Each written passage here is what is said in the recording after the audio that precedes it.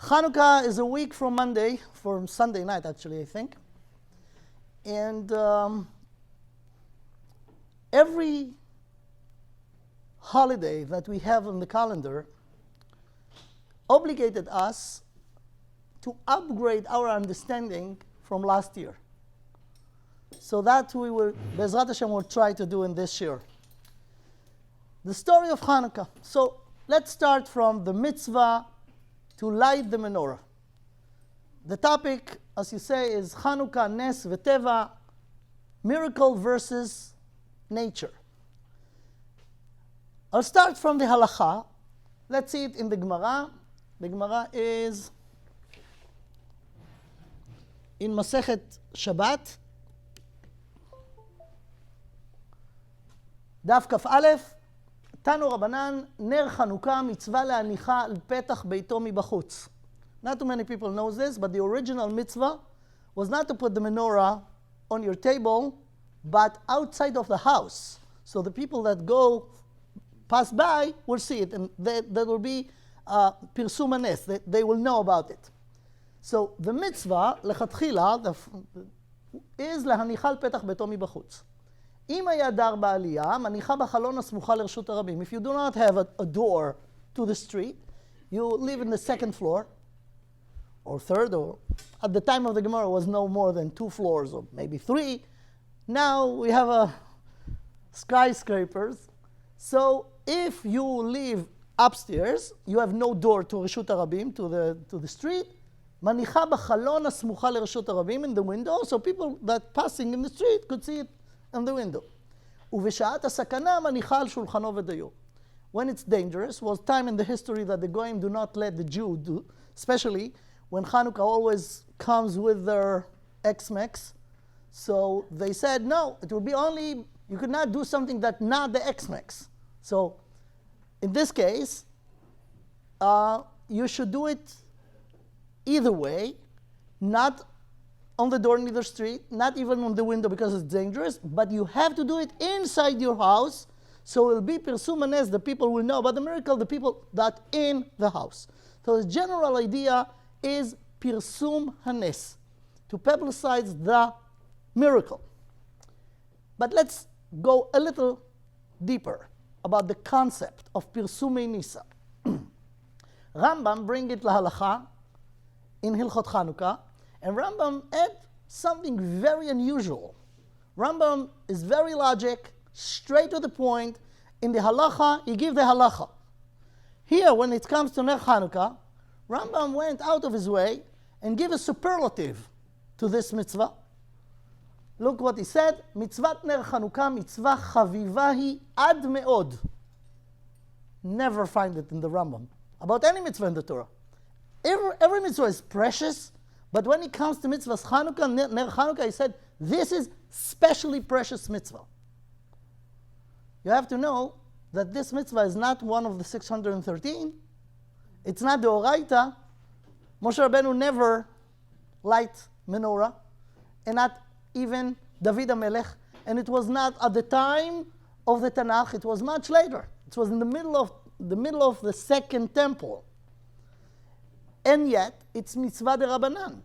It's mitzvah, and when we light the menorah, we says, Baruch ata Hashem Elokeinu melech haolam, asher kideshanu b'mitzvotav v'tzivanu la'adlik ner shel Chanukah. So we're saying that Hashem commanded us to do it. And the Gemara asks, V'hechan tzivanu? Where in the Torah you could find the mitzvah, that all the mitzvot mentioned in the Torah, but mitzvah Chanukah is not a mitzvah from the Torah. So why we say v'tzivanu, that Hashem commanded us to do it? Answer the Gemara, because Hashem gave the Sanhedrin the power to, when it's needed, and only the Sanhedrin, only when it used to be the Sanhedrin, they have the power to decide that this event justified to put it as a mitzvah, and therefore Hashem tzivanu to listen to them.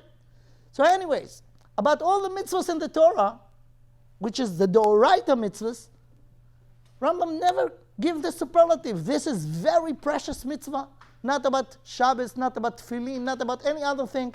When it's come to Ner Chanukah, he said, this is special. It's very precious. What's so precious? about this particular mitzvah. So he's explaining, look, מצוות נר חנוכה מצווה חביבה היא עד מאוד וחייב אדם להיזהר בה. Every person has to be very careful to do it under any situation. Why? כדי להודיע הנס. ולהוסיף בשבח האל והודעה לו על הניסים שעשה לנו. So actually quoting the Gemara. להודיע הנס is just the Hebrew words of פרסומי ניסה. להודיע הנס. The entire idea is to make it known. What? The miracle of Hanukkah? Yes, but more than that. To make it known that there is such a thing called miracle. Because as you know, there is no miracle in the world. There is no miracle. Hashem created the world with the laws of nature, and the laws of nature dictate every single thing that's happening. And in science, we could find explanation to any event or any phenomena. And if we do not know now, we'll know tomorrow. The records show that for many years something was not explained, and then it falls also among the laws of nature. So if you look at the world in a logic way, there is no miracle in the world. Things that you do not know how to explain, you do not know to explain. And tomorrow you might know. But the basic is no miracle. There's no such a thing. Sometimes when a very amazing coincidence happens, people say, wow, it's a miracle. But actually it's not. So there is no miracles in the world.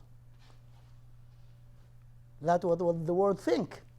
We in Hanukkah, you have to know, going to the windows in our days, light the menorah, and you know what we're saying? We're declaring for the world and for us, there is miracle. And it's not a coincidence. It's a miracle. So in this lecture, I'll try to define what miracle, what the exact definition of miracle, and versus what science, logic, laws of nature are. This is the topic. Anyways, the entire mitzvah of Hanukkah is this: to declare to yourself and to the world, there is miracle. Even though you think there is not, there is. Now, let's just mention the miracle of Hanukkah. What was the miracle? So you have to know that was two miracles. Therefore, we said al hanisim, plural, not al hanes, al hanisim. What was the two miracles? One miracle happened in the battlefield. Few overcome the many. Rabim beyad me'atim. We will go to more details about how many were the few and how big and strong and many were the many. This is impossible according to the laws of nature, and it happened. And this is miracle number one. It was in the battlefield. Was another miracle that was inside Beit HaMikdash, and that was the menorah. The oil was enough for one day, and it caused the menorah to light 8 days. Two miracles. Al Hanisim. Now we have to publicize it. We have to make people know about it. And this is the entire takana of the Sanhedrin at the time of the Hashmonaim that stand with us until today to light the menorah at the 25th day of Kislev. Kedei lehodia hanes, says Rambam, lehodia, to make it known.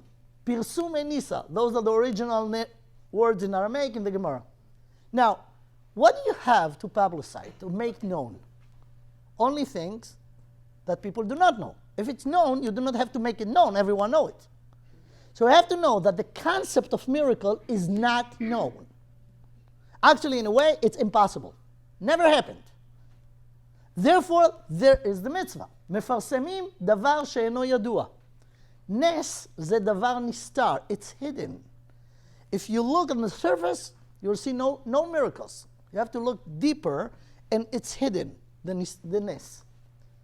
So the entire essence of Hanukkah, Mahut HaChanukah, זה גילוי הנסתר. It's hidden, you have to make it known. Was two miracles, as I said, Pach HaShemen, and few that overcome the many. Okay. When we light the menorah, it's a custom. It's not part of the mitzvah, but it's a custom. Everyone do it, and it's very nice to sing a song after lighting the menorah. What is this? Ma'oz Tzur Yeshuati, right? Everyone knows this song? Beautiful song. But let's try to verify at least the first line. Ma'oz Tzur Yeshuati. Lecha na'eh leshabeach. So what are we saying? Hashem is our strong. Tzur is a rock, is a strong rock. So we relied on this rock, which is Hashem. Ma'oz Tzur Yeshuati. He gave us a salvation, saving us from all problems that we faced, many of them during the history of the Jewish nation. Therefore we're saying, Lecha na'eh leshabeach. You are the only one that deserve thank you or praising you, because you are the one who saved us. So now we're talking about this particular event of what happened with the Greeks. So we're saying like this, we light the menorah and we praising Hashem, but what is the next line? Tikon bet tfilati v'sham toda nezabeach. We're saying to Hashem, we want to praise you, we want to thank you, but we cannot do it in the proper way because we need Beit HaMikdash. And we need the Mizbeach. And on the Mizbeach was a korban called Korban Todah. So if you want to thank Hashem, you have to bring a korban. We could not get the korban today because we do not have a Mizbeach. We do not have Beit HaMikdash. So we're asking Hashem, we want to really thank you in the proper way. So please build Beit HaMikdash and then we will go and give the Korban Todah. This is the request. Tikon bet filati. When you establish the Beit HaMikdash, then Sham Todah Nezabeach, I'll give you Korban Todah. Le'et tachin matbeach mitzar hamnabeach. What is the meaning of those words?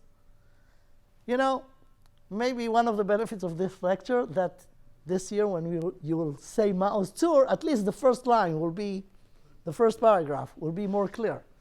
Le'et tachin matbeach mitzar hamnabeach. It's relating to the Nevuah, the prophets in the Tanakh, that Hashem going to take revenge from all the anti-Semites that kill and torture the Jews during the history. That will be at the end of days. It's connected to a big war called Milchemet Gog uMagog. So we mentioned over here, Le'et tachin matbeach, when the time will come for the redemption of the Jewish nation and the revenge that will be taken from the anti-Semites during the history, le'et tachin matbeach. Matbeach is a slaughter. When you will prepare this revenge, then what? Az egmor b'shir mizmor Chanukat HaMizbeach. And we mentioned it relate to Hanukkah. Meaning, as I said before, we want to thank you, Hashem, but we could not bring the Korban Todah. So the thank you that we have to you is missing something. So we wish that you will rebuild Beit HaMikdash, and then egmor b'shir mizmor. Meaning, I'm starting, I could not finish because I don't have a Beit HaMikdash. When you will build Beit HaMikdash, then I'll finish the praising and the thank you in the proper way. This is the meaning of this line. Okay? Now we understand the first line of Ma'oz Tzur Yeshuati. But you know what's written over here? That Hanukkah is something that just started but not finished. It will be finished only at the end of days. So the end of Hanukkah, the complete redemption from Hanukkah, still ahead. We didn't yet fully redeemed from the threat of what the Greeks put on us. And I spoke about this a little bit in Sludash Lishit, but not everyone was here. So we'll go into this. What has to be still happening in order to finish the miracle of Hanukkah? The Gemara in Masechet Yoma bring a pasuk in Tehillim. Lamenatzeach al Ayelet HaShachar.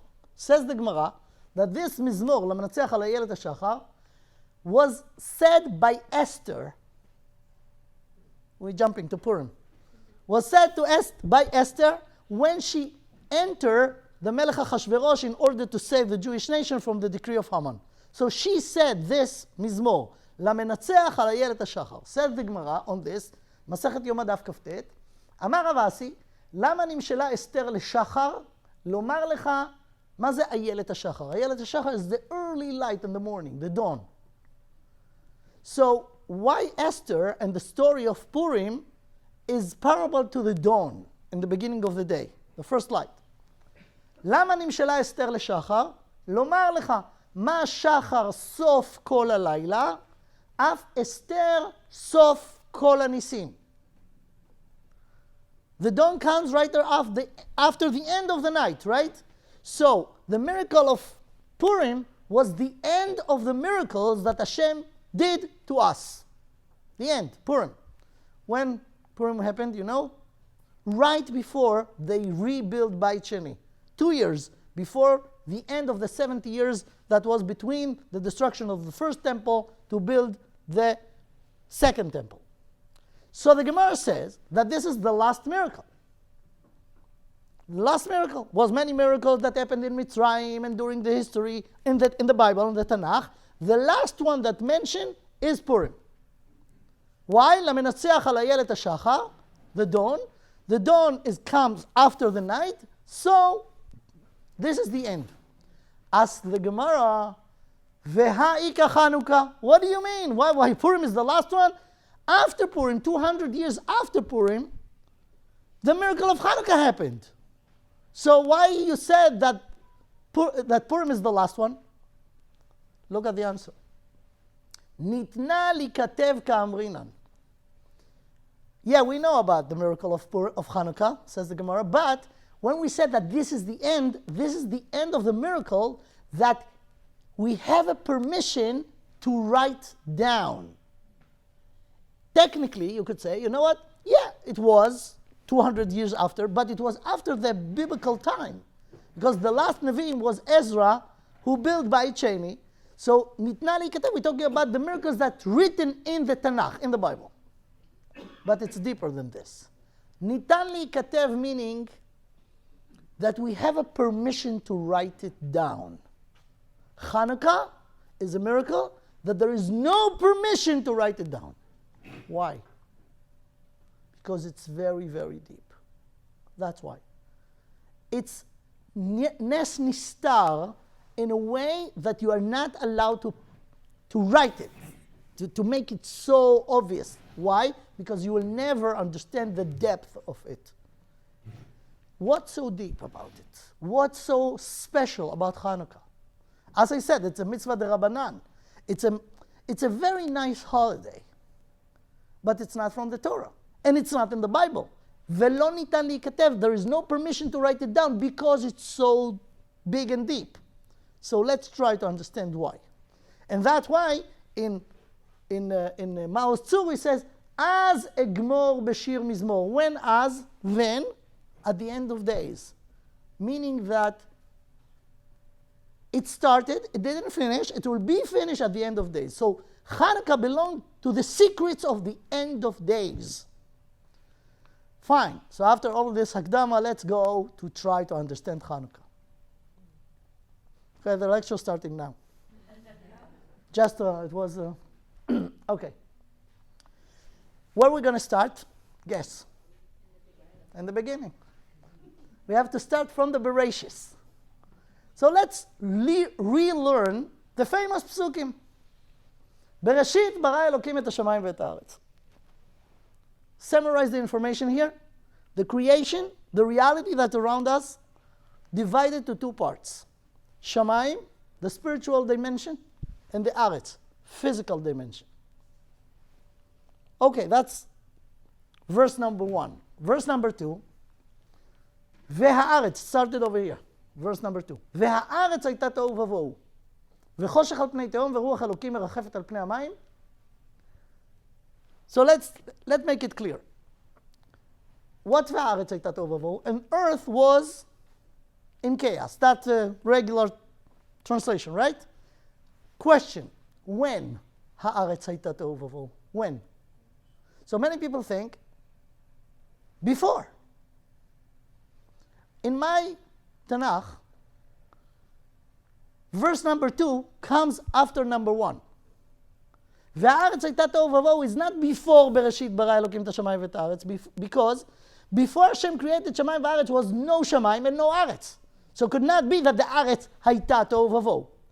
So the meaning, verse number 2, explain. After Hashem created שמיים וארץ, what was the state of the הארץ? Chaos. When after Hashem created this, he created it into chaos. And then he made order in the chaos, and everything is fine after. But it started with chaos. Now the Torah gives us few words in order to explain or describe this chaos. Let's see. והארץ הייתה תוהו ובוהו וחושך על פני תהום ורוח אלוהים מרחפת על פני המים. This pasuk is so difficult to understand. What is tohu? What is bohu? What is choshech? And what's the tehom? And especially, what's the ruach Elokim? Merachefet al pnei hamayim. Okay. First of all, what we learn from here, that the Aretz, when Hashem created it, it was all dark around it. Aretz, by the way, it's not planet Earth. Aretz is the physical dimension in the entire universe. All of this was in a deep darkness. Another thing, it was full of water, covered with water. Everything was covered with water in the first and the second day. Only in the third day, Hashem said that the water will go to a certain place and reveal the things, the Aretz, the Adamah. But until the second day, everything was covered with water.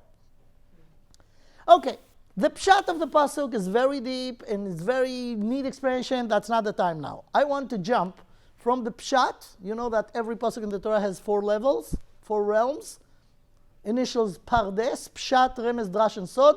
The simple understanding, the hint, the drash, the demand, and the secret. So let's jump from the pshat, which we didn't explain. The pshat itself is very difficult. We'll skip now the remez, we'll go to the drash. The drash is the closest realm to the secret. So let me show you the medrash on this pasuk. What the midrash says. בראשית ברא אלוקים את השמיים ואת הארץ, והארץ הייתה תוהו ובוהו. זה מדרש on the second pasuk. רבי שמעון בן לקיש פתר קרא במלכויות. One of the sages in the Medrash, Rabbi Shimon ben Lakish, says that this pasuk speaks in the third level, the third dimension, the drash. It speaks about the superpowers that going to rule the world in the future, in the history. It's mentioned in the beginning. Now he explained the following: והארץ הייתה תוהו ובוהו. תוהו זו גלות בבל, the Babylonians. So Tohu, this is the description of what the Babylonians are. I mean Nebuchadnezzar and the Babylonian Empire at the time. This is the first word, Tohu. Vavohu zo galut madai. This is the second superpower that will be in the world, which is the Persians, Parasu Madai. That's Bohu. What's V'choshech? And here's our issue, our topic. V'choshech zo galut Yavan. Choshech, those are the Greeks. Now here, the Medrash gives more information. When he speaks about the Babylonian, he said, this is Babel. No explanation. Bohu, ze Madai, when it's the Persians, no explanation. But when it comes to Greek, it says the following. V'choshech zo galut Yavan, שהחשיכה, why it's called choshech, שהחשיכה את עיניהם של ישראל בגזרותיה, שהייתה אומרת להם, כתבו לכם על קרן השור, שאין לכם חלק באלוקי ישראל. So big explanation. Let me translate. Why Greek called darkness? The darkness of the Greeks, that they make the eyes. You know, in order to see, you need a good, healthy eyes, but it's not enough. You need light. If you do not have light, and you have very good eyes, you could not see anything. You will see darkness. Right? So why Greek called darkness? Because the Greeks makes the eyes of the Jews who got to see the light in the revelation at Sinai, the Greeks turn off the light on the eyes of the Jews and make them not see. That's why they called Choshech.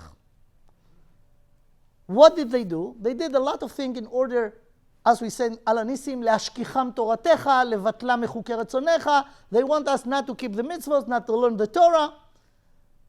להשכיחם. By the way, להשכיח, שכח, to forget, right? Same letter of חושך. שכח. Different order, right? חושך, שכח. להשכיחם תורתך, להעבירה מחוקי רצונך. How did they do that? With many, many decrees. One of them were very interesting. שהיו אומרים להם, כתבו לכם על קרן השור שאין לכם חלק באלוקי ישראל. What is the meaning of this? In a modern way, I would say, they put in the law that you have to put on your bumper of the car a sticker. Every Jew should put a sticker on the bumper of his car, in the front and in the back. What the sticker will say? I have no interest or portion in God. That was one of the decrees. At the time was no cars, but was axes. Everyone has animals, they deal with agriculture. So everyone on the horn of the axe. That's what you should write. En li chelek be'elokei Yisrael. Try to remember this. Later on it will be more significant. So they forced the Jews to deny God. That's what they did. And that was called Choshech. Now, to make it short, I'll just show you another two midrashim that says the same thing. After this Midrash Rabbah on the second pasuk in the Torah, let's move to Brit Ben Abtarim. When Hashem revealed himself to Avraham Avinu in Brit Ben Abtarim, it says in the pasuk in Perek Tetvav Bereshit, Parashat Lech Lecha, ויהי השמש לבוא ותרדמה נפלה על אברהם. והנה אימה חשיכה גדולה נופלת עליו. Four things. אימה, חשיכה גדולה נופלת עליו. Says the Medrash, והנה אימה זו אדום. That's the fourth גלות, גלות אדום. The Romans. חשיכה זו יוון. שהחשיכה את עיניהם של ישראל בגזרותיה, שהייתה אומרת להם, כתבו לכם על קרן השור שאין לכם חלק באלוקי ישראל. So the same idea. Greeks are darkness. In the second pasuk in the Torah, and in Brit Ben Abtarim, by Avraham Avinu, חשיכה זו יוון. גדולה זו מדי, נופלת עליו זו בבל. So we find constantly that Yavan are darkness. A third medrash that not mentioned the darkness but mentioned the following. Yaakov Avinu in Parshas Vayetze, we just recited last week Shabbos. ויחלום והנה סולם מוצב ארצה וראשו מגיע השמיימה והנה מלאכי אלוהים עולים ויורדים בו.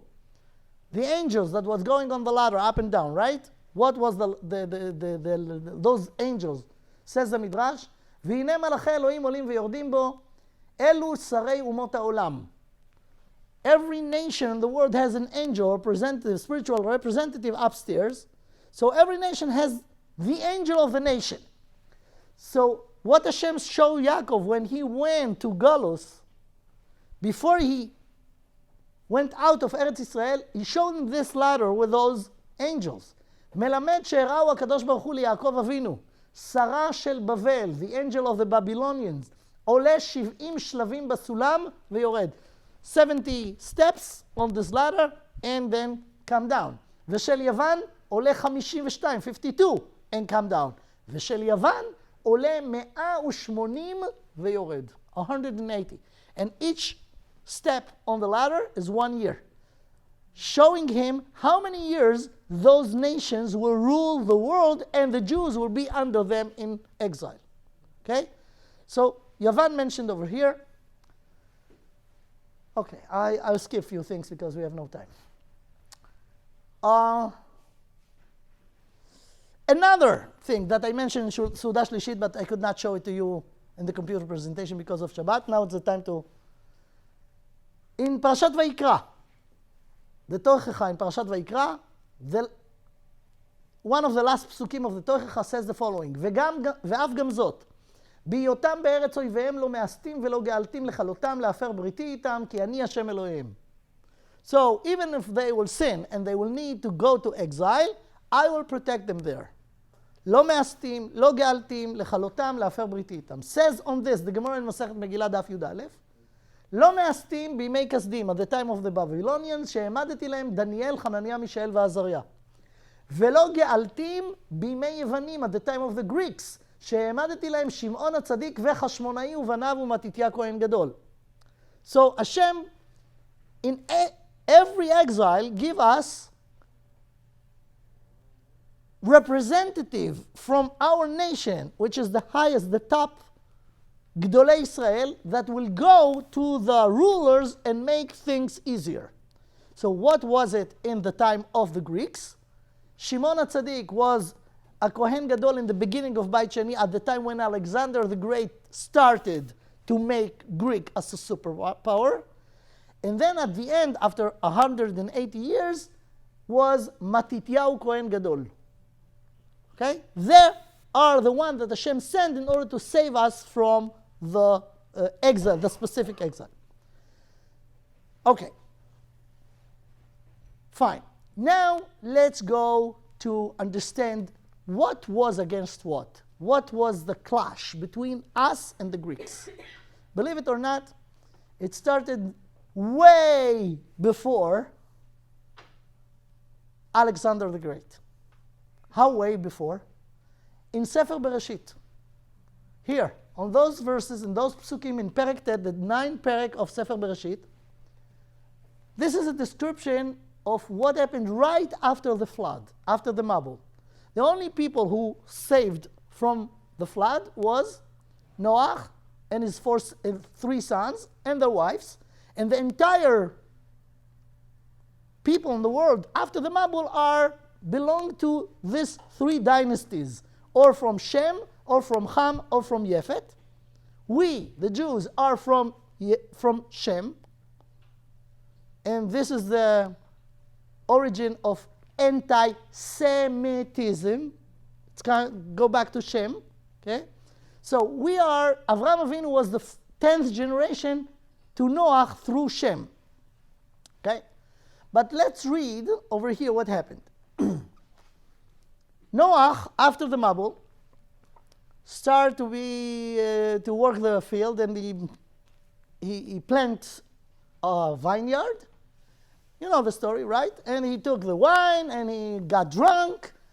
And what happened? His little son, Ham, came and saw him, probably not in a very dignified way, in the tent. He thought it's funny. He went to tell his brothers. They thought different. They want to respect their father. So they went to the tent, going backward, and covered him. When he woke up, he knew what happened. Noach.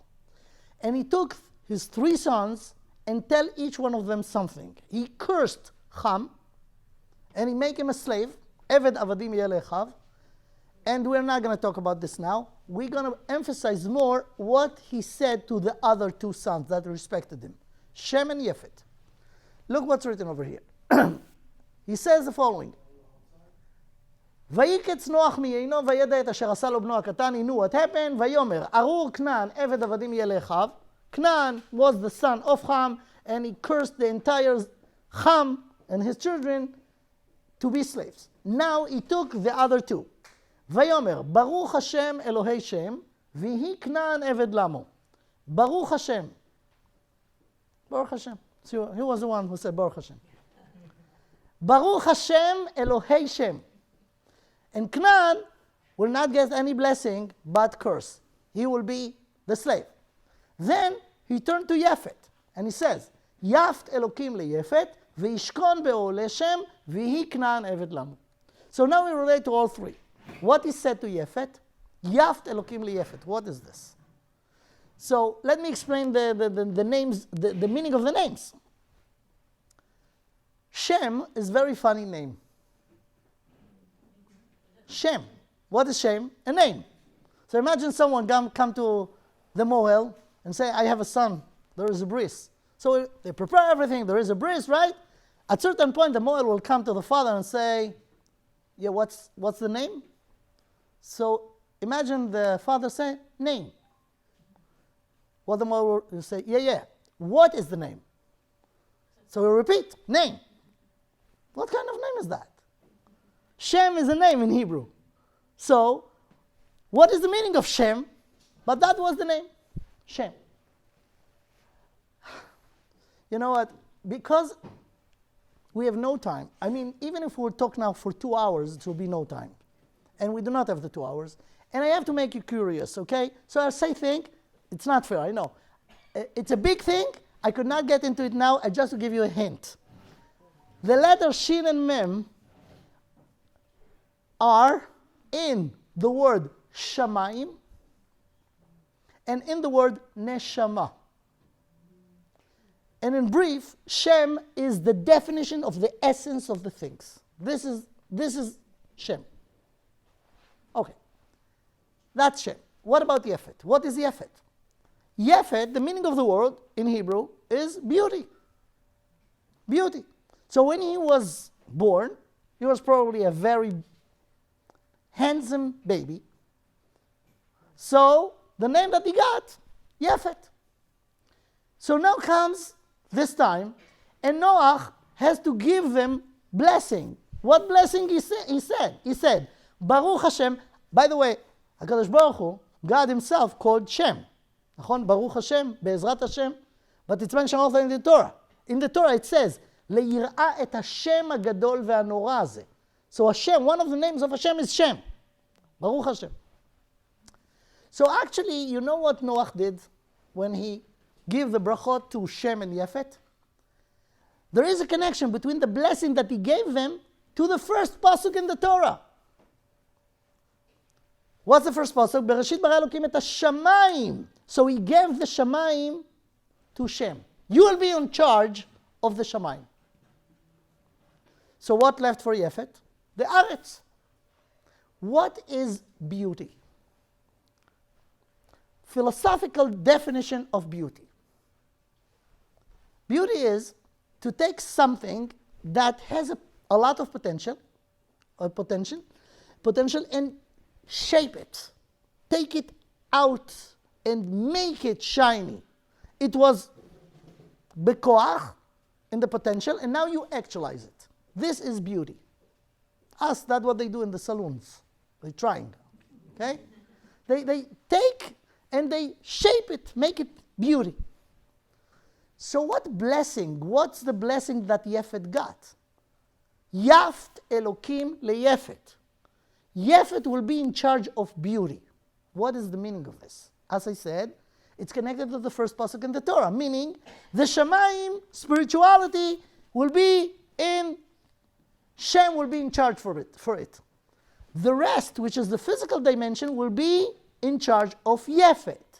Yafet will try to understand the physicality in the universe and shape it, make it beauty. This is the meaning of Yaft Elokim leYafet. Here starts our problem with the Greeks. How? Look how. The Torah says right after that, the names of the dynasties of the children that came from Shem, from Yafet, from Ham, that's what's written. ואלה תולדות בני נוח, שם, חם ויפת, ויוולדו להם בנים אחר המבול. Now let's read the names of the children of Yafet. Bnei Yafet, who are the sons of Yafet? Gomer, Umagog, Umadai, Veyavan, Vetuval, Umeshech, Vetiras. Yafet has 7 sons. The first one is Germany. That's what the Gemara says. Gomer is Germany. Magog, we're going to meet him. Not too far. Magog. He is the one who is going to do the Milchemet Gog uMagog. Madai, we know from the time of the Persians. Paras uMadai. Yavan is son number 4. The rest we are not sure about. Actually, we have an indication who they are, but it doesn't matter now. Son number 1, the middle son out of the 7 of Yafet is Yavan. What was Yavan? What the Greeks contribute to the world? The famous scientists, right? They were the base, the establisher of science. Aristo, Socrates, Platon, all those great philosophers. So the Greeks contribute to the world what?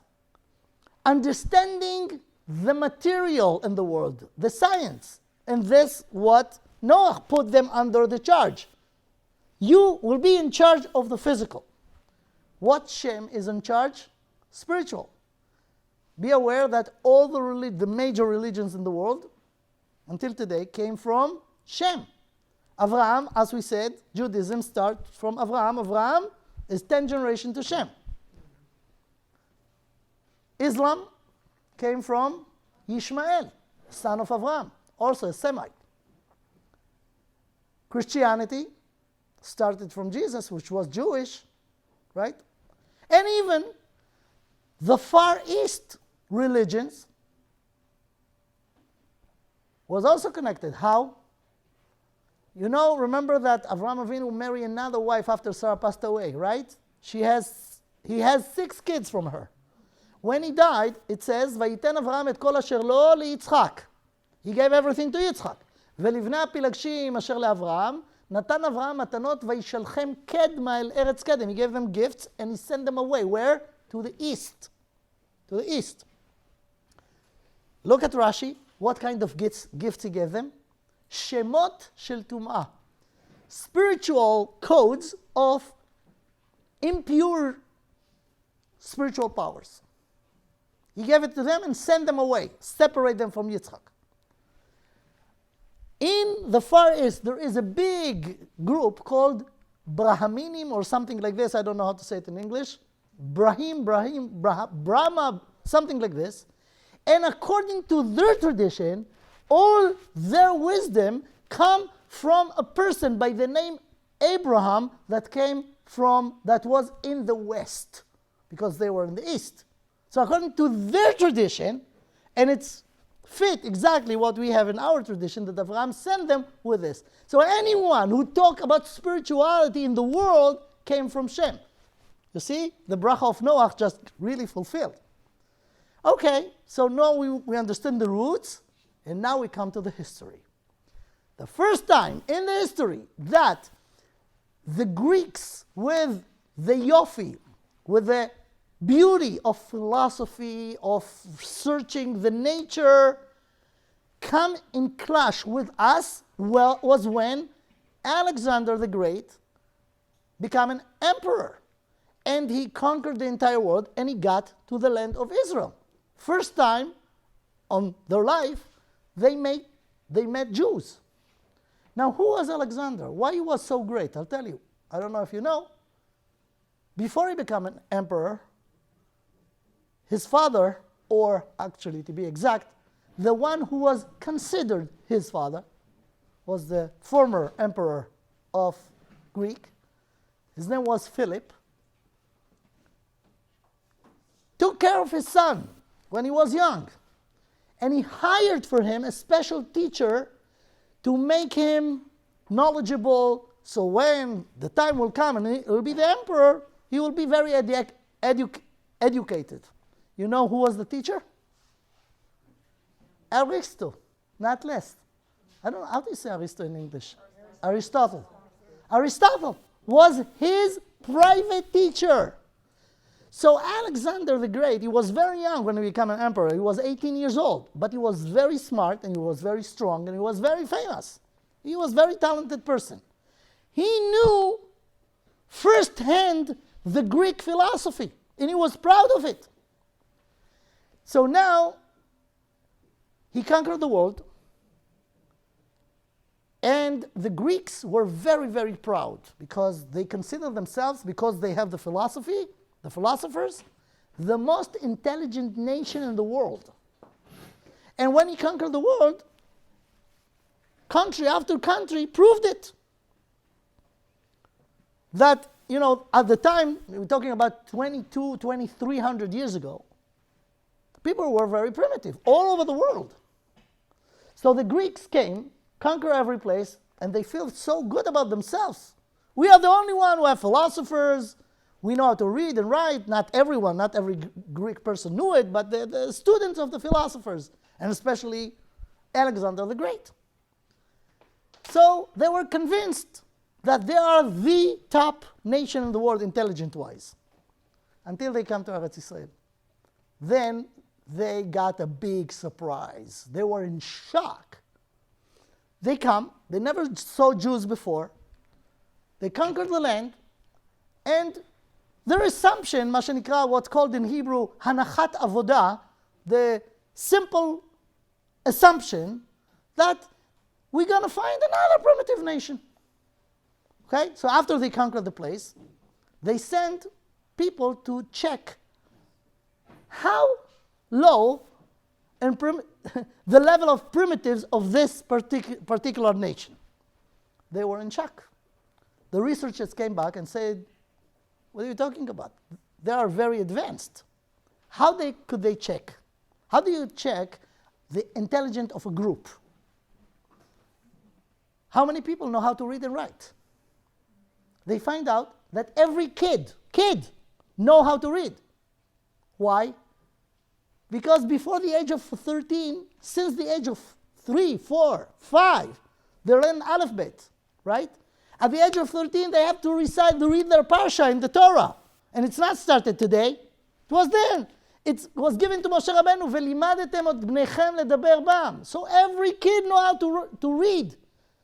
They almost faint, because by the Greeks, only the philosopher and their students know how to read and write. And here, every kid, they were in shock. So after the first shock, they say, wow, okay. Now every place that they came, they saw primitive people, and they have mercy on them, and they say, you know what, let educate them. And actually the world the fact that many people around the world, familiar, intelligent, for the Greeks. The Greeks were the first one, because they conquered the world, they built everywhere, they built schools, they teach the people. Now, when they came to the land of Israel, they were in shock. Every kid know how to read and write. So first of all, they were surprised. But the second thought was, we are not the smartest people in the world. Here's another nation. But they decided that their philosophy is the truth. So now they go deeper to understand the culture of this weird nation, that every kid know how to write and read. They find out that basically the Jews are very logic. They're smart, they were thinking before, but few things bother them. When they went to every other culture, they find people believe in stupidities and superstitions and many things that doesn't make any sense logically. So about the Jews, basically they are okay, they are intelligent, they are smart, but they find out that they also have some stupidities.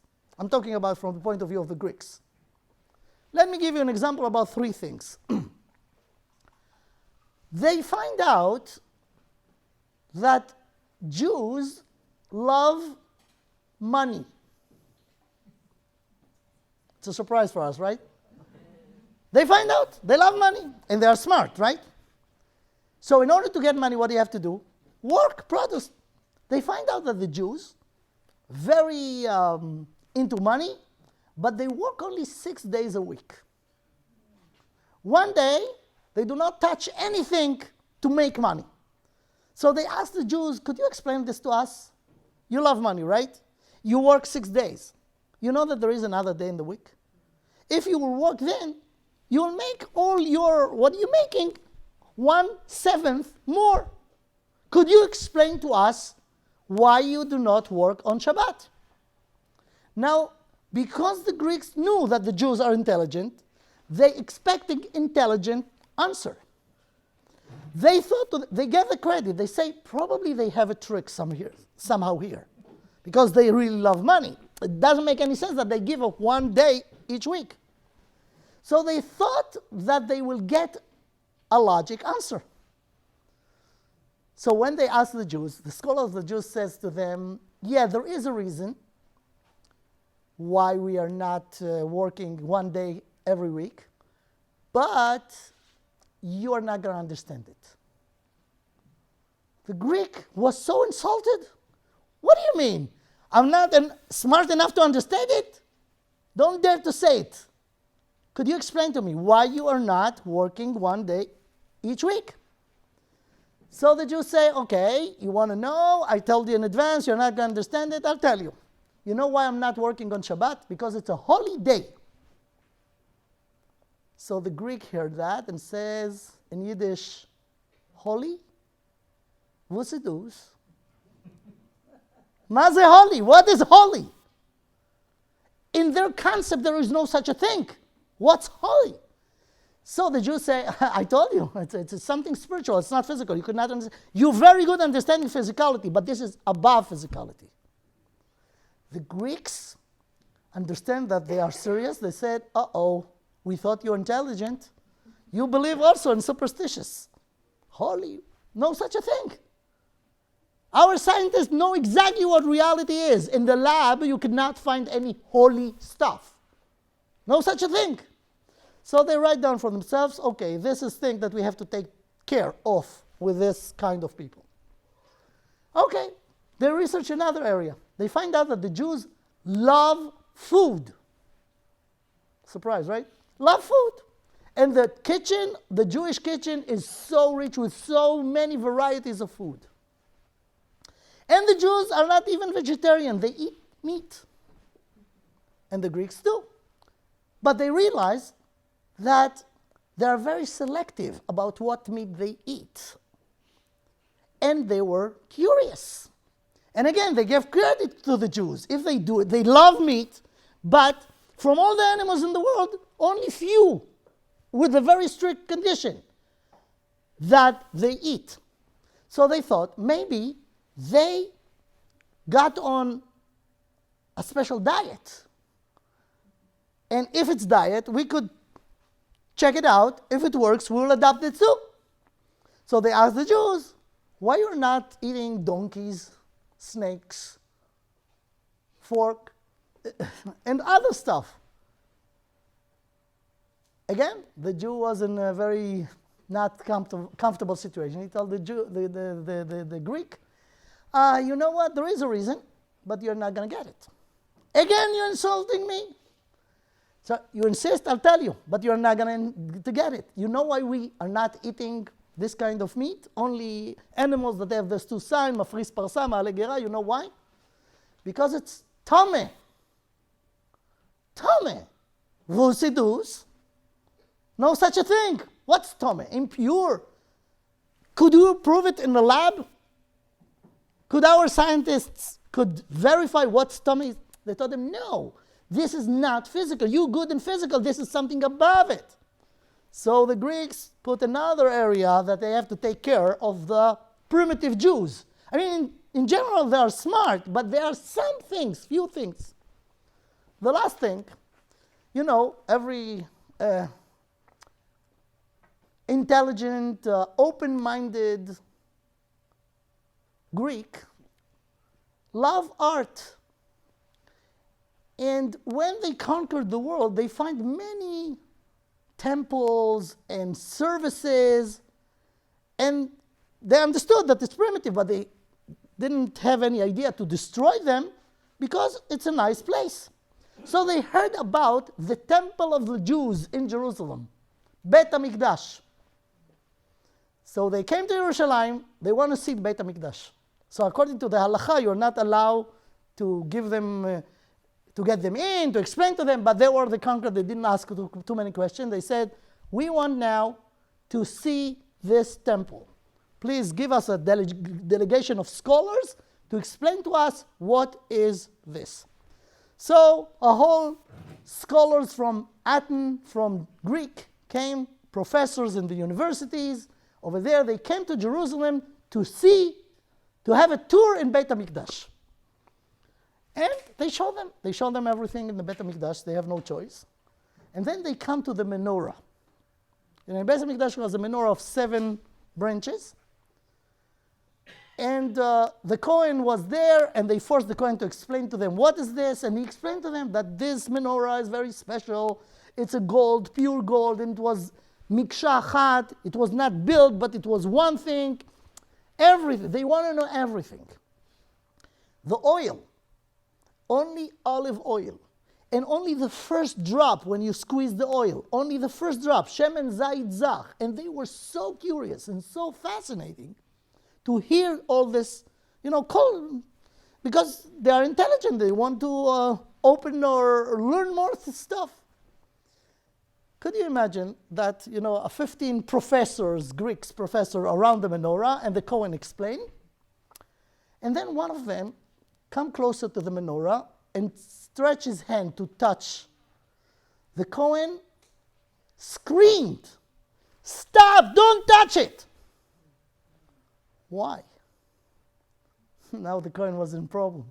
Because if you touch the oil, I could not light the menorah with it.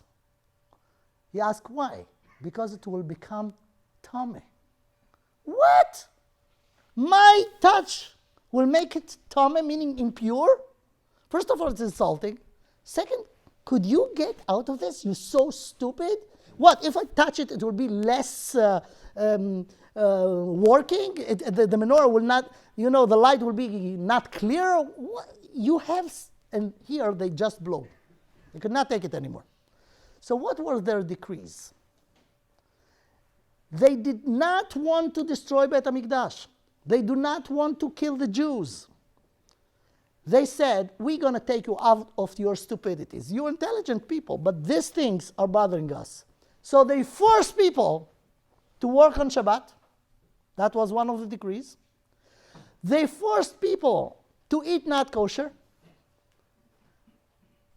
And they touch all the oil. They didn't spill the oil.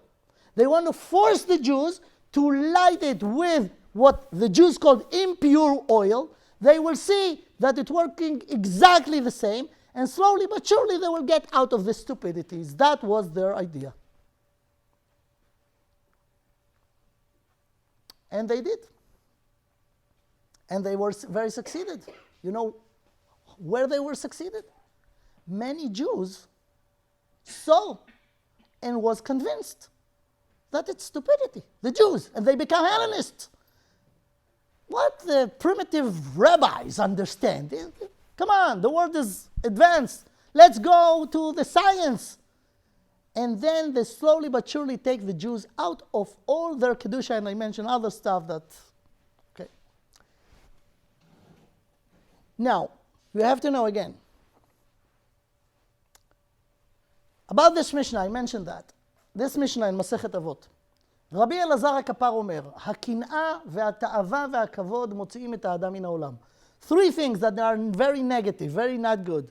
Jealousy, extra desire, and running or pursuing honor. If a person has this,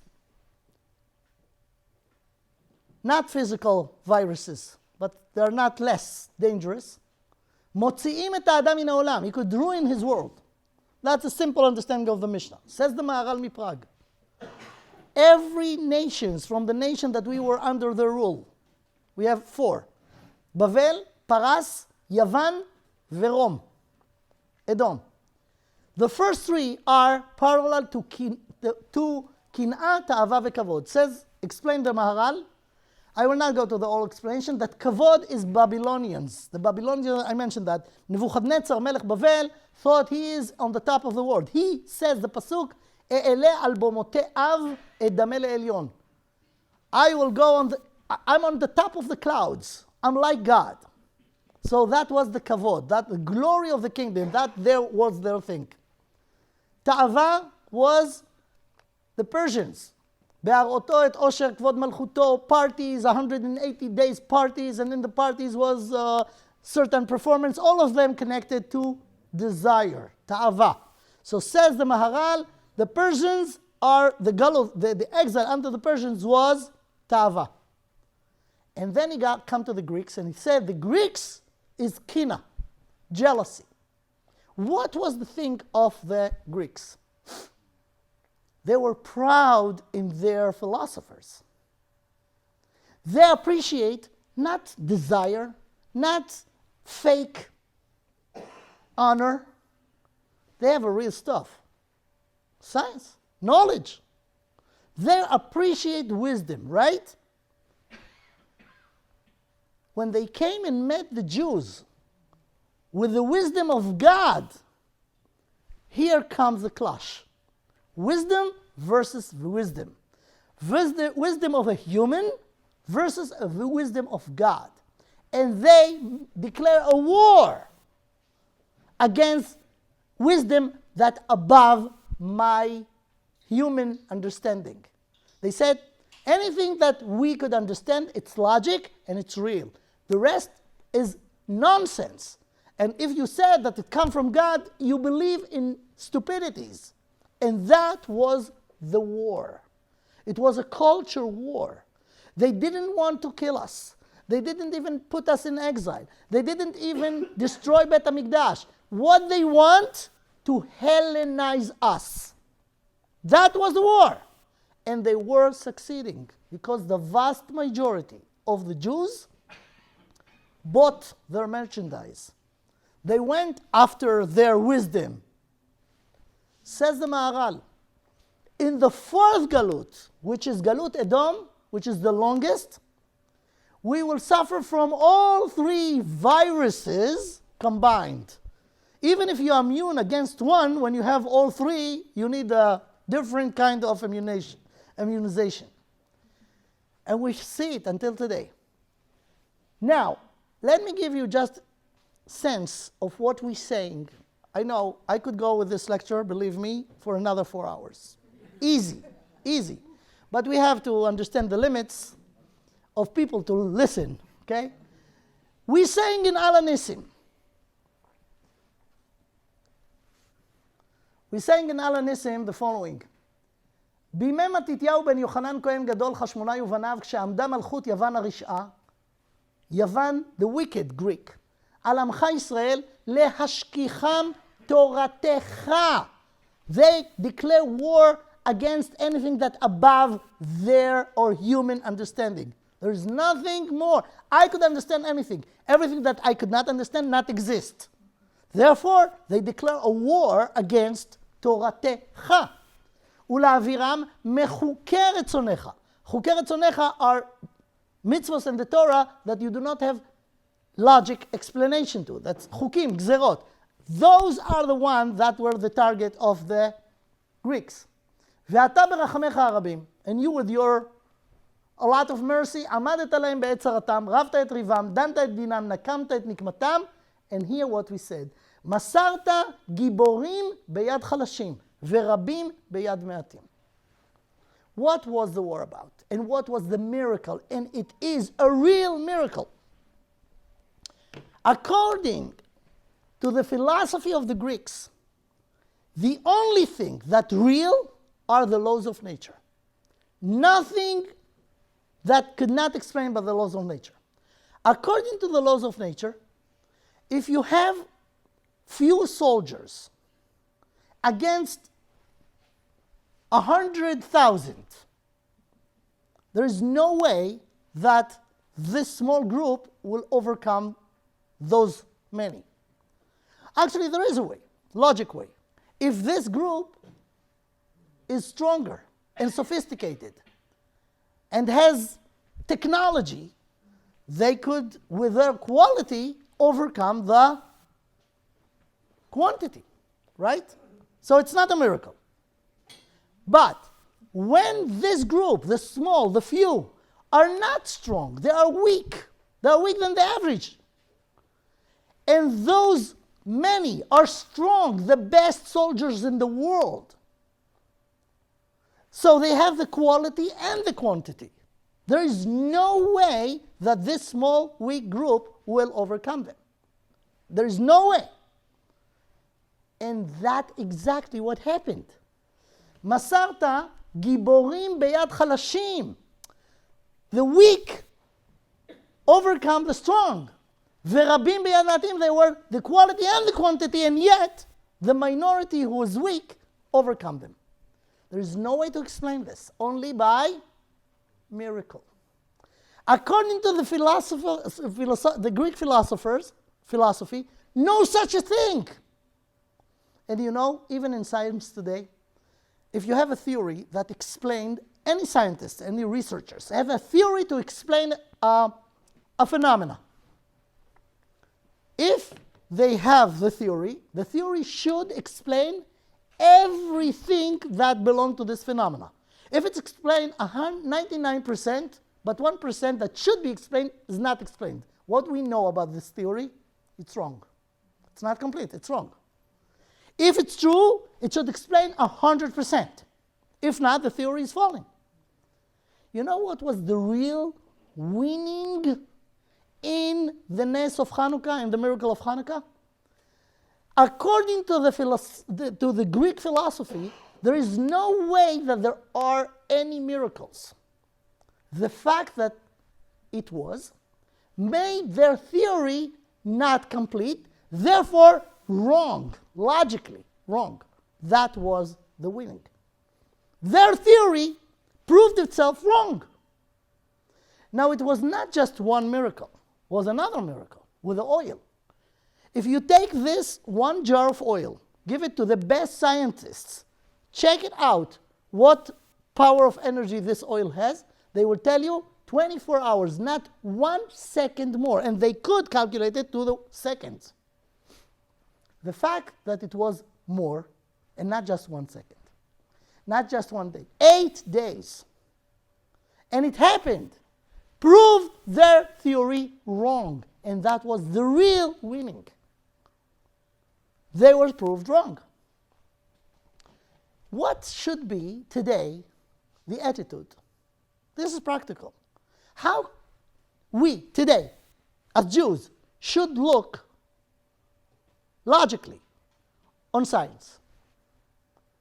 Listen to this. If you will take only this thing from the entire shiur, the entire lecture, it will be a lot.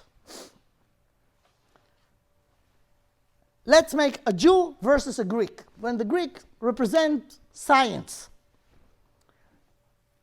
what will be the argument? The Greek will say, there is only nature, only laws of nature, that's it. And they say it until today. That's it, no more. What the Jew will answer? You know what, you're right. There are nature, there are laws of nature. I cannot deny it, and I don't want to deny it. This is true.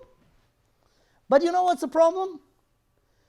The world, the reality, is more than just the physical. There is a physical, and you are emphasized on this, and for you this is everything, and I'm telling you that what you think is everything is just part of a bigger thing. So I have no problem with you dealing with the science and prove me and teach me the laws of nature. You could research it. It's beautiful. But there is something above it. Aside from the Aretz, there is Shamayim, there is Sham, there is spirituality. It's away from your laboratories and your ability to research.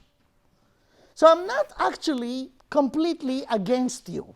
I'm just telling you that what you think is 100%, it's only 50%. That's it. The Greeks insist that the 50% is 100%. And about that was the war. And how it ended? With proof that there is something above the nature. That was the story. This is the miracle of Hanukkah. We have to know it, because today also, the same thing is today. Many Jews, unfortunately, are completely Greeks in their way of thinking. Many. But those who are not should know. I have no machlokes with you. I have no argue with you about science. Adrabah, science prove the wisdom of God. Marabu ma'asecha Hashem, me'od amku machshavotech.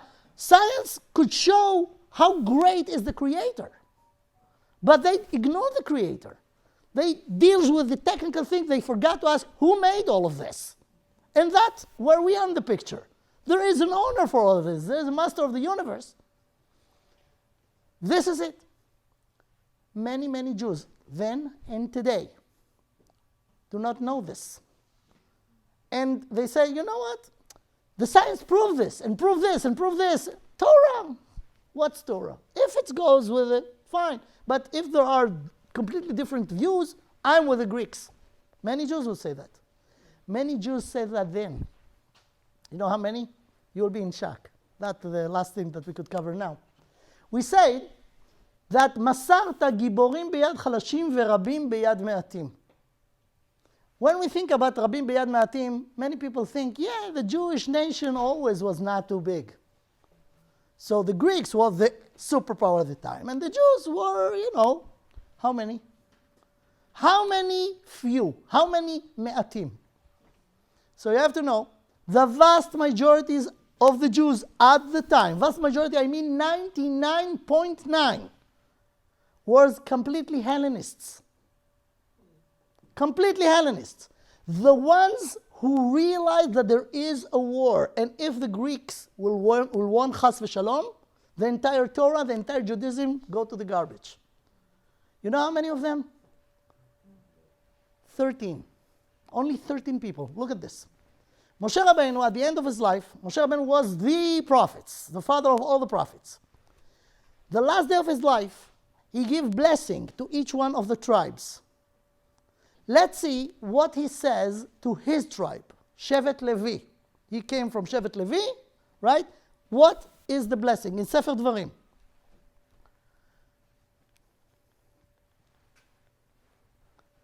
Those are only few psukim. Let's read them. וללוי אמר, Moshe Rabbeinu, saying to Shevet Levi, תומך ואורך לאיש חסידך. The Urim and Tumim was the thing that the Kohen Gadol, the high priest, was wearing on his chest. The Urim and Tumim, right? תומך ואורך לאיש חסידך. Who is איש חסידך? The Kohen Gadol, meaning his brother Aharon. אשר ניסיתו במסע תריבהו על מי מריבה. האומר לאביו ולאמו לא ראיתי ואת אחיו לא הכיר ואת בניו לא ידע, כי שמרו אמרתך ובריתך ינצורו. I will not translate it. It's related to חטא העגל, that they won as a tribe, the only tribe that didn't worship the golden calf. Okay, that's what's written over here. האומר לאביו ולאמו לא ראיתי ואת אחיו לא ידע ולא הכיר ואת בניו לא ידע, כי שמרו אמרתך ובריתך ינצור. Now what is the job of the Levim in Klal Israel in the history? יורו משפטיך ליעקב ותורתך לישראל. They were sitting in the Sanhedrin in the בית המקדש. כי יפלא ממך דבר למשפט בין דם לדם בין דין לדין, וקמת ועלית אל הכהנים הלוויים ואל השופט אשר יהיה בימים ההם. They are the teachers of the Torah. And this is this sentence. The next, ישימו קטורה באפיך וחליל על מזבחיך. They were the one who put the קטורת in מזבח הקטורת and do the korbanot in the מזבח. Until here, it's typical. He described Shevet Levi and what Shevet Levi should do. Then comes the last pasuk, and it's very weird. Look, what he's saying to them. He's blessing them. Barech Hashem chaylo. ופועל ידיו תרצה, מחץ מותניים קמיו ומשנאיו מן יקומון. You know what he's saying here? He gave them a blessing, the tribe of Levi, of chaylo. Chaylo are soldiers. So Moshe Rabbeinu prayed to Hashem, davened to Hashem and said, bless his soldiers. Soldiers? From Shevet Levi, the tribe of Levi never sent representative to the army. They were learning Torah. They had no connection whatsoever to the army. And here Moshe Rabbeinu blessing the soldiers that are going to come from the tribe of Levi. Very weird. מחץ מותניים קמיו ומשנאיו מן יקומון. When they will need to go to the fight, please Hashem, make the enemy completely destroyed by them. This pasuk has no explanation. Shevet Levi is not part of the army. Says Rashi, look at this. When I saw it, I was in shock. Let's see what will happen to you. Barech Hashem chaylo ופועל ידיו תרצה. This is the pasuk, right? Says Rashi. Barech Hashem chaylo, says Rashi. ראה Moshe Rabbeinu saw in his vision, in the Nevuah and the prophecy, ראה שעתידים חשמונאי ובניו להילחם עם היוונים. He saw what's going to happen with the Greeks.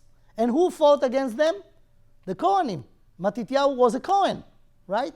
ראה משה שעתידים חשמונאי ובניו להילחם עם היוונים, והתפלל עליהם. He gave him a special bracha. לפי שהיו מועטים. So they need the bracha. They need the blessing for Moshe. If not, they will not make it. What do you mean there were few? היו מועטים? 12 בני חשמונאי ואלעזר. 12 plus Elazar, 13 people. So how come at the time the Jews didn't make the war against the Greeks? You know why? Because they didn't feel that they need to fight the Greeks. The Greeks contribute so much to us. They took me out to yeshiva. They put me in the university. I became a professor. They gave me a good salary. Why to fight against them? The only one who realized that there is a war was the Kohanim. And they were yeshiva buchers. They were not trained in the army. And they went ahead to make the fight, which was insane. It was a committing suicide.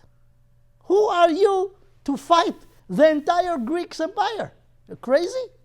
You're not even a soldier. And they went anyways. And they need a special bracha. And Moshe Rabbeinu gave them a bracha because there are few. Only 13 people. So when you say Rabim biyad me'atim, is not the big Greeks against the Jews. Most of the Jews was with them. The one who started the rebel was 13. Later on, more people, of course, joined. But the beginning was 13 people. This is Rabim biyad me'atim.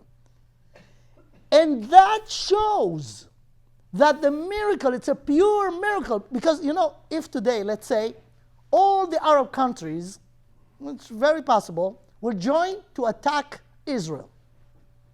It's very possible that's something that can happen. And the Israeli army will fight them. And it happened before in the 6-day war, right? And what happened? We overcome them. The good, very trained soldiers in the Israeli army today are the best soldiers in the world. But that was not the case then. Those people who fight against the Greeks was not a very special unit in the Israeli army. They were yeshiva bocher who never put a sword or take a sword in their hand before. So it was pure miracle. This is Hanukkah. When you light the menorah, you have to understand what we're saying. And the declaration in Pirsum Hanes is not just for the people outside. You know what I think more important? It's for us. We have no idea what we're talking about. After this year, maybe. But you have to understand. Miracle. We live in miracle. The entire existence of the Jewish nation. Those 3 words. Am Yisrael Chai. Is the definition of the amazing, amazing miracle that happened today. We heard about miracle that happened then in Egypt. You want to see miracle today? Just think about it. Let me give you the numbers, and with this we will wrap out and conclude. How many people there are in the world today? 7.7 billion people in the world. Bill Gates is very worried about it. Out of this, what is 1% of this? 77 million. 1% of 7.7 billion, right? How many Jews you have around the world? Do you know? Maybe 14 million. You know what's 14 million? Less than a quarter of 1%. We're making so much noise that we believe that we are in the center of the universe. But in numbers, it's funny. Less than a quarter. Okay. Out of this number, how many people who are Jewish know and appreciate their Yiddishkeit, their Judaism. Maybe in the entire world, maybe 2 million. That keeping Shabbos, keeping kashrus, running their life according to the Torah. The Torah for them, it's not just, coming once a year in Yom Kippur and donate in order to feel good about it. They live their life according to the halacha, no games. Maybe 2 million. Out of the 14, which is less than quarter than the percent of the entire. What is the chance that our nation will exist? 0. Assimilation today, people who give up the Torah for a free lifestyle.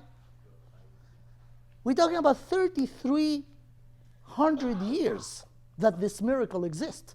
It's a miracle. Aside from the anti-Semitism and the goyim, that anti-Semite that wants to eliminate us, we decided that the Torah is not for us anymore. Many of us. Take all the people who sit now in this room. Go back 3, 4 generations. Everyone will say, almost, yeah, my father, my grandfather, my great-grandfather was a rabbi. And what happened to his descendants? Many of them left everything, not keeping anything.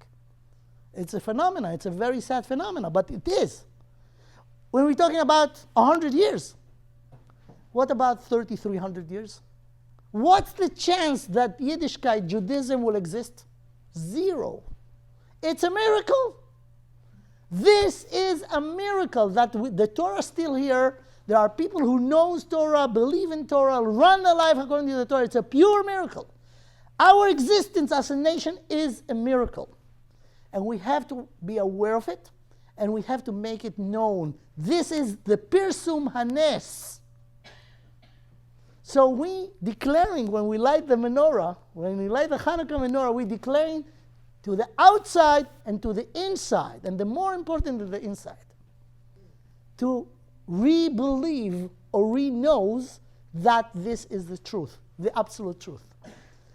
So this is the talk for today. Tomorrow I have a whole series of classes, 4 classes, but it will be in Hebrew, about proving the absolute truth of the Torah. So that will be tomorrow. And this is the shir of today. I think it will prepare us a bit, upgrade our understanding of Hanukkah. We have a whole week to digest it, and then to practice it in Hanukkah. Thank you. Shavua Tov.